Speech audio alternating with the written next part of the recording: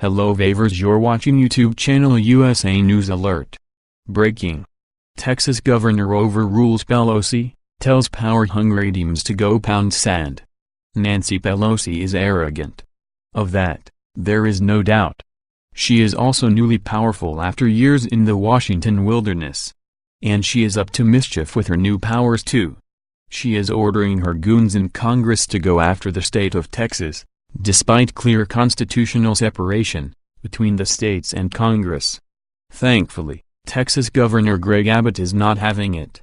From the Washington Times, Texas is asserting its sovereign immunity against Congress, telling Democrats on 2 congressional committees this week that the state has no obligation to comply with their investigative demands.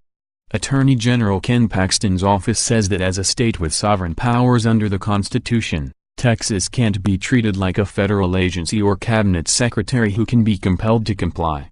Texas does not draw its authority from the United States or the United States Constitution, but from its status as a dual sovereign within the Union. Jeffrey C. Mateer, First Assistant Attorney General, wrote in a letter Monday to the House Oversight and Reform Committee. Mr. Mateer fired off a similar letter Wednesday to the House Ways and Means Committee rebuffing its attempts, saying the state wouldn't stand to be treated like a subdivision of the federal government or a private citizen.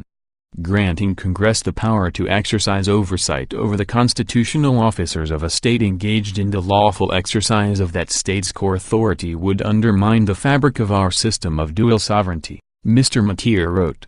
Texas is objecting to Democrats' requests for documents probing the state's efforts to clean up its voter rolls, and documents detailing the state's efforts to protect faith-based adoption and foster care providers against an Obama-era rule about working with same-sex couples. The clash could break new legal ground.